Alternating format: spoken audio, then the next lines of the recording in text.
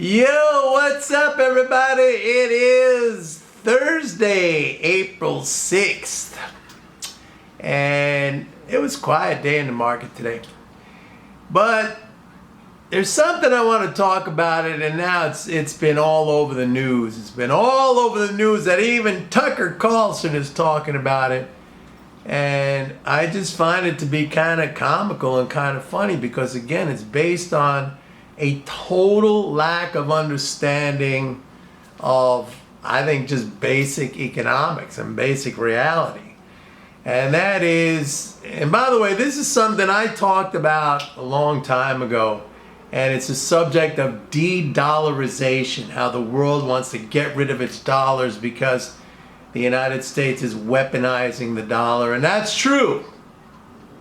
That part of it is true, and I've said this many times, that the United States government, the U.S. government, Washington, is using the dollar as a political and foreign policy and even a military weapon. Okay? Its ability to shut entire nations and entities out of the global dollar-based transaction system is a very, very powerful thing. But that is completely separate from de-dollarization. And the fact of the matter is that as long as the world wants to trade with the United States, and as long as the United States continues to grow deficits, like government deficits, it is feeding the world with dollars. It is feeding the world with dollars. If you think of, I'm trying to think of an example, there's somebody that, creates more than it takes away. It's putting that out there, that supply, right? And there's going to be, it doesn't matter like if China wants to, maybe cut back on its holdings, or if Russia totally has eliminated its holdings, or the BRIC nations want to establish, or even Saudi Arabia want to establish their own like kind of bilateral currency arrangements. That's fine. That's fine. But the fact of the matter is, there's only one way. There's only one way that the world can de-dollarize, or give up its supply of dollars. It's not like country A selling its dollars to country B. It's not like China selling its dollars to Japan, or China selling its dollars to Brazil, or Brazil selling its China's to who knows what. There's only one way for the world, if the world really wants to de-dollarize. Really wants to get rid of its dollar holdings because it feels that there's too much risk associated with the dollar. There's only one way to do it.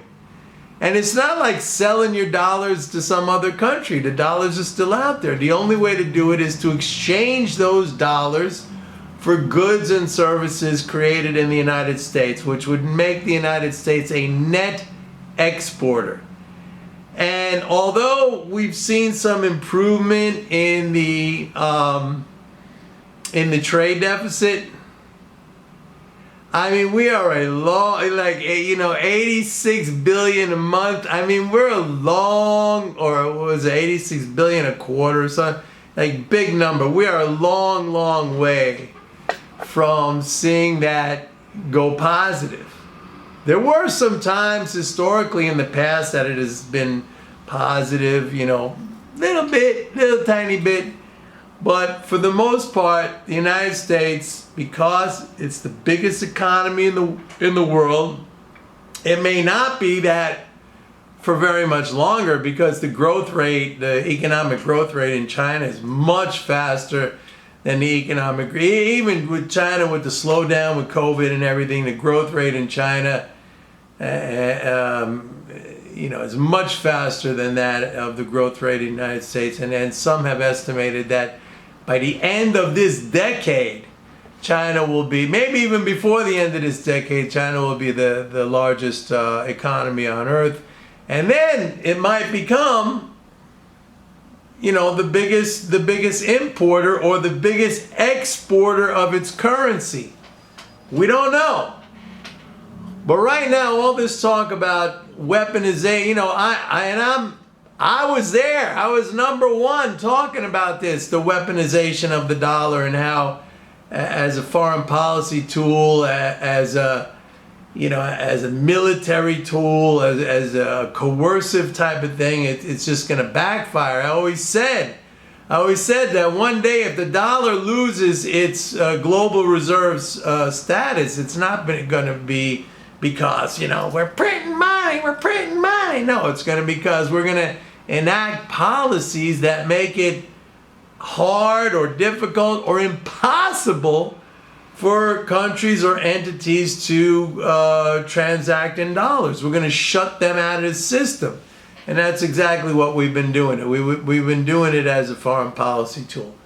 But as long as the United States is a net importer by a big amount, and that's not our fault, okay?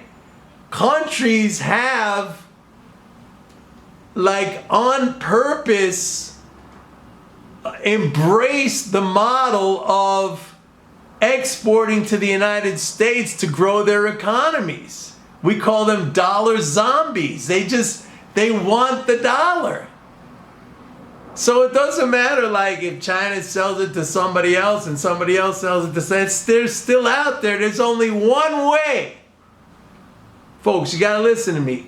When people talk to you about this, the dollar's going there. There's only one way.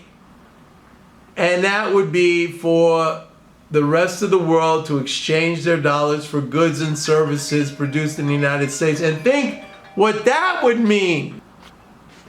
So there's only one way for the world to get rid of its dollars, and that would be to exchange its dollars for goods and services produced in the United States.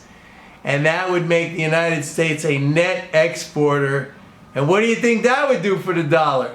It would probably just make it stronger, right? Look what happened to the yen between 1960 and 1980 when the yen, when Japan really became it was, a major economy and became a major net exporter. So all this stuff, it sounds cool for the media, which is always the situation, how they want to do it. It sounds cool. It sounds scary. It sounds this is the real war that we're facing. We're going to destroy.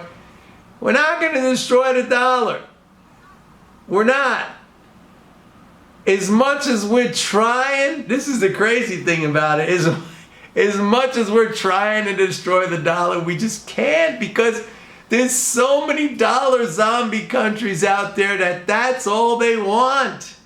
And the United States economy is so big that their fortunes rest on exporting stuff to us. That's it. So you could trade the dollar, you could trade foreign exchange. I do all the time. But don't think the dollar's going down some kind of rat hole, because it's not. It's just until the day when some other country steps up and says we are going to be the net importer, and you got to take our currency. Maybe it's going to be China when they surpass us, which they will, by the way. There's no question. There's not even an argument. The growth rate, if you just look at growth rates of economies in the U.S. compared to China, China is going to surpass us. It's going to become number one very soon, by the way. So they may have no choice, because their economy is going to be so big that people are just going to want their currency. And then that'll be the day. That's it. And it doesn't mean we're going to go down. We could, our standard of living might go down, but Japan is not, the yen is not a reserve currency, and it's a very affluent society. It's a very rich country. So it doesn't necessarily mean, but the way our idiot moron politicians run things here, it could very well be that, you know, when that day comes, like, you know, we're all in for a big change. That's it for today, folks. See you tomorrow. Bye.